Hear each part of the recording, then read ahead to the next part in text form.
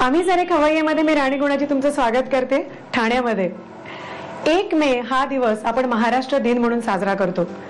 उद्या 1 मे आहे आणि हे वर्ष आपलं सुवर्ण महोत्सवी वर्ष आहे आणि त्यातूनच आम्ही सारे खवय्ये या कार्यक्रमाला सुद्धा 3 वर्ष पूर्ण होत आहेत। त्यामुळे हा दुहेरी आनंद आम्ही अगदी जल्लोषात साजरा करणार आहोत। आम्ही सारे खवय्येच्या निमित्तानं आपण नेहमी घरोघरी जातो आणि नवीन नवीन पदार्थ शिकतो, पण आज आपण आपली ही महाराष्ट्रीयन खाद्य संस्कृती काय आहे, त्याच्या मागे एक्झॅक्टली शास्त्र काय आहे हे समजून घेणार आहोत। ते कोणाकडून समजून घेणार आहोत ते बघूया। ही सगळी माहिती जाणून घ्यायला आपण आलो आहोत डॉक्टर मोहसिना मुकादम यांच्याकडे। नमस्कार मॅडम। नमस्कार। कार्यक्रमात स्वागत। थँक्यू।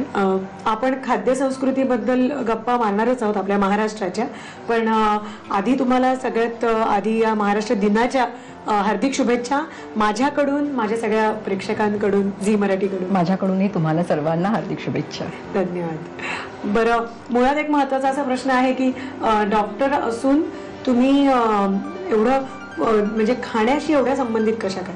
हा एक गैरसमज आहे की माझी डॉक्टरेट ही मेडिसिन मधली असेल, तर नाही आहे ती। माझी डॉक्टरेट ही खाद्य संस्कृती मधलीच आहे। हा, फॅन्टास्टिक। कारण खाद्य संस्कृती हा इतिहासातला एक विषय आहे आणि त्याच्यामध्ये मला डॉक्टरेट मिळालेली आहे। मला असं वाटतं की हळूहळू मला पण मी कशी परीक्षा द्यायची ते सांगा, कारण मी सुद्धा देईन, कारण आम्ही सारे खवय्येमुळे आम्ही इतकं फिरलो आहोत आणि आज आमच्या या कार्यक्रमाला 3 वर्ष झाली।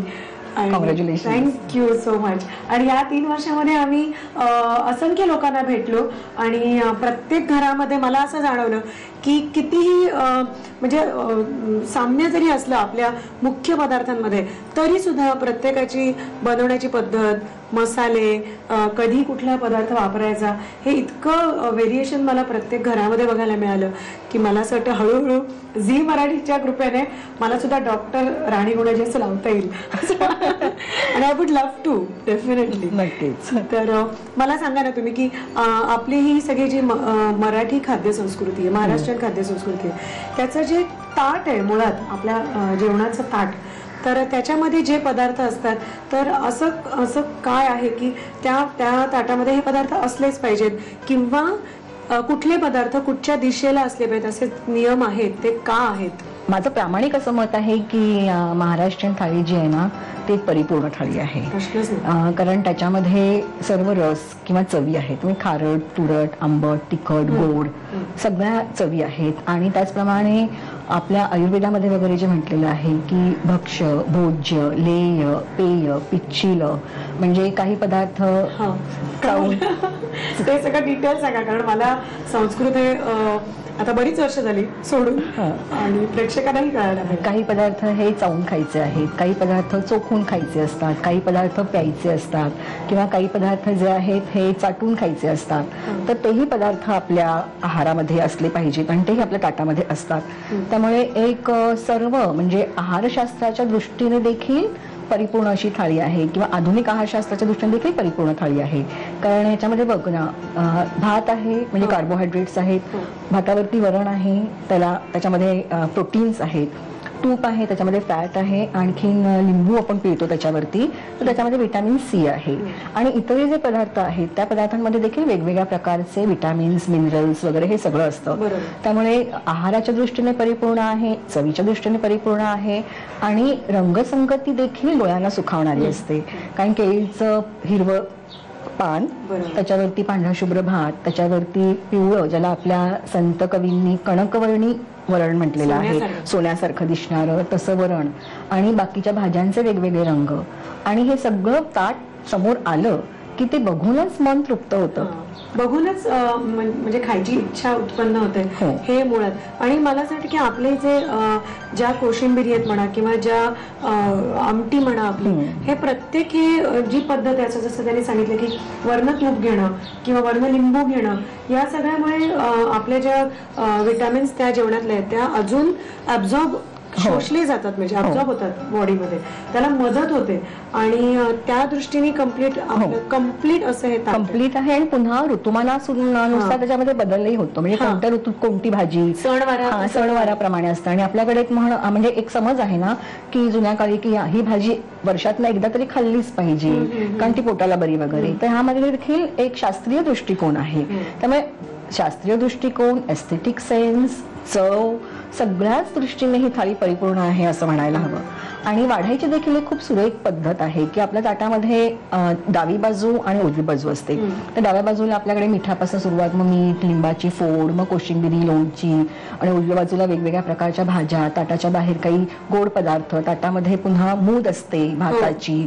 हे सगळं देखील अगदी त्याच प्रकारे वाढलं गेलं पाहिजे. लहानपणापासून मुलींना ते शिकवलं जातं ना.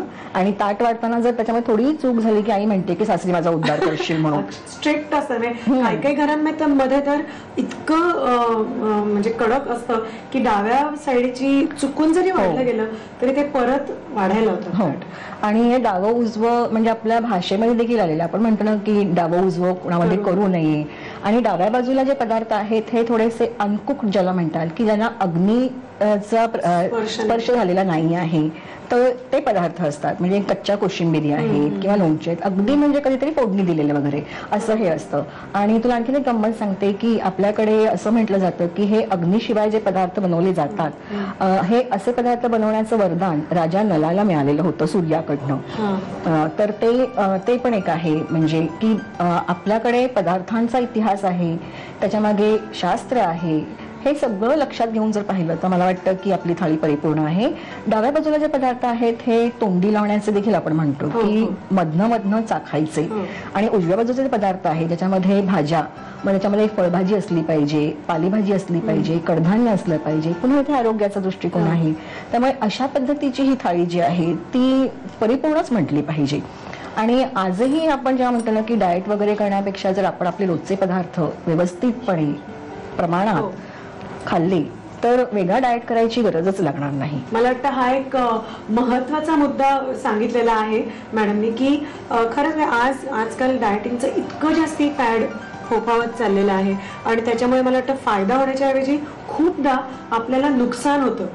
तर त्या अशा व्यक्तींसाठी खास की आपलं मराठी ताट हे जर तुम्ही रोज व्यवस्थित दोन्ही वेळेला जेवलं, वेळच्या वेळी ज्या वेळा आहेत त्याप्रमाणे त्या वेळांमध्ये म्हणजे साधारणतः संध्याकाळी 8:30च्या आधी आणि दुपारी 1च्या आधी आपलं जेवण झालं तर डेफिनेटली हे ताट तुम्हाला अतिशय असं उपयुक्त शरीरासाठी आपल्याला होतं ना. काही दुसरे औषधच घ्यायला लागणार नाही, गरजच नाहीये. आणि आपल्याकडे आपण म्हणतोच ना की अन्न हेच औषध आहे. अन्न हे पूर्ण ब्रह्म असं आपण जे म्हणतो. आणि तेही एक आपल्यामध्ये जे वदनी कवळ गीता म्हणायची सुद्धा पद्धत आहे आपल्या मराठी संस्कृतीमध्ये, तर ती सुद्धा किती चांगली आहे की आपलं ताट समोर वाढून आल्यानंतर आपल्या अन्नाला हेच पूर्ण ब्रह्म मानून आणि ते आपल्या अंगी लागावं. हे जे मी खातोय तर ते सगळं माझ्या अंगी लागावं, त्याचे जे फायदे आहेत ते मला जास्ती मिळावेत ही प्रार्थना आपण करून मग आपण जेवतो.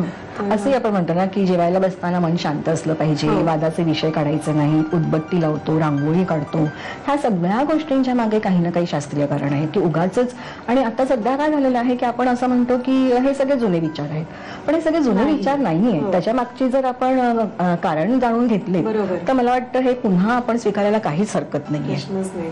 मला खूप आवडतात म्हणजे बेसिकलीच की हे हा जो तुम्ही मुद्दा सांगितलात तर तोही मला तेवढाच महत्वाचा वाटतो की आपल्याला असं वाटतं की ही मागची पिढी सतत या गोष्टींवरती जोर देते, पण या सगळ्या गोष्टींच्या मागे एक सायन्स आहे आणि ते तसंच जर समजून घेतलं आणि ते आपल्या पुढच्या पिढीकडे गेलं तर खूप फायदा सगळ्यांनाच होईल ना. खूप बरं वाटलं आम्हाला मॅडम की तुम्ही आलात इतका वेळ काढून, आणि प्लस आम्हाला इतकी महत्वाची माहिती की जी मला हे सगळे रस म्हणा किंवा या चवी म्हणा हे मला माहिती नव्हतं की कसं आपल्या आहारात असायला आणि का आहेत बेसिकली.